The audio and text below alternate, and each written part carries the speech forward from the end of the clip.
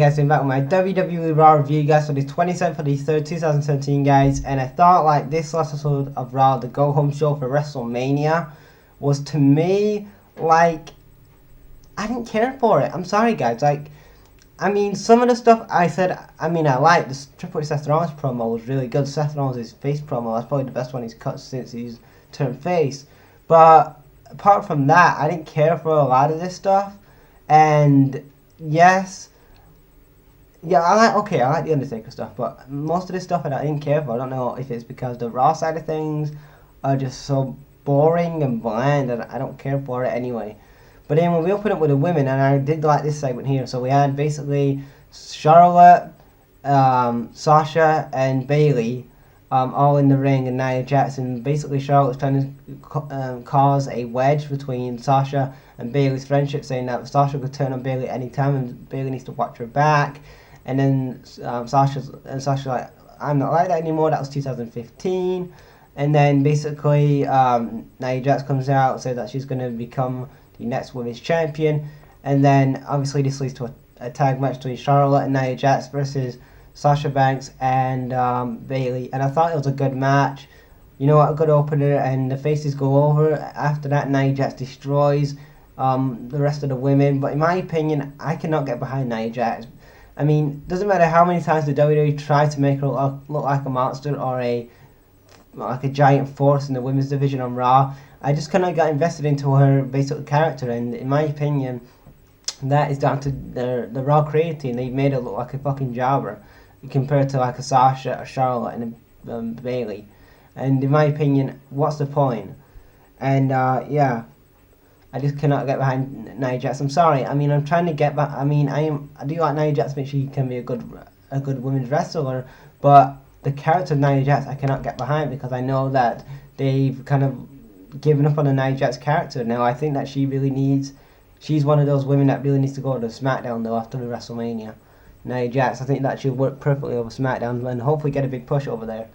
But anyway, that's a video for another time. But anyway, after that we had Noam Dar versus Austin Aries. It was basically an okay match. Austin Aries went over. Then we have Jack Gallagher versus Neville. Decent match. After that, Austin Aries interviews the New Day, saying that he was going to win at WrestleMania. So the New Day go, it's going to be Austin Aries. Then we get to Triple H and Seth Rollins' promo, and I really like this here. Basically, Triple H is saying like, well, you know what, Seth? If you cannot... if you sign this Seth, you must WrestleMania for the second year. And then Seth was like, you know what? I don't care about WrestleMania. All I care about is I just love wrestling and I love this business. And the fact of the matter is that I'm going to sign this deal and I'm going to face you at WrestleMania. And then after that, Seth Rollins signs a contract. Triple H tries to beat down Seth Rollins.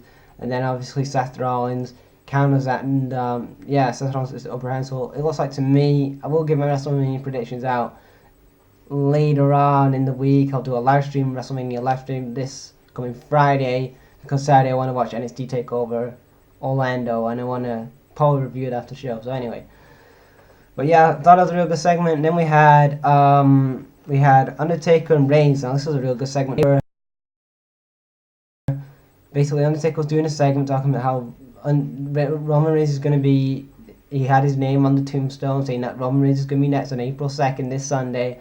And basically Reigns did a promo before Taker was on the time trial, and then he comes in here in the ring and he's doing all that, and then they just pose. I thought it was a really good segment on the Undertaker's part, and even Roman Reigns held his all. But overall, I thought that this was a really good segment. But in my opinion, I'm still not getting behind this Roman Reigns and Undertaker feud. I know why they're doing it, because they want to basically, Undertaker wants to pass the torch to Roman Reigns, but I just feel like they could have done Braun Strowman Undertaker. At least I would have got invested into that a bit more than Roman Reigns Undertaker. I think that they're just doing this to get Roman Reigns another big match at WrestleMania. But when the one guy that they really need to give a big match at WrestleMania is Braun fucking Strowman. He's been the best thing on Raw, him and Samoa Joe, for the past couple of months. And why is Samoa Joe and Braun Strowman on the Andre Giant Memorial Battle Royal at WrestleMania? Why are they not having a big signature match at WrestleMania? I mean, Cena was supposed to face it off against Samoa Joe at WrestleMania, and Braun Strowman was supposed to face Undertaker, and those plans got scrapped. I don't know why, but anyway, that's just me going on a little rant there. After that, we had Goldberg and Brock Lesnar. Oh, before I get to that, we did have a kind of a tag team segment here where basically the club get attacked by Enzo and Cass, Sheamus and Cesaro, and basically after that the club get back up and attack those guys, and it's going to be a triple threat ladder match for the Raw tag team titles.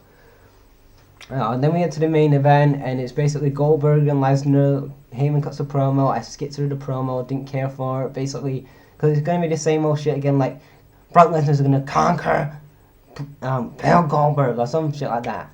Anyway, Goldberg comes out, spears Lesnar. After that, he just says some shit on the mic. I didn't care for it. Then holds up the Universal title, and that was the end of Raw. And in my opinion,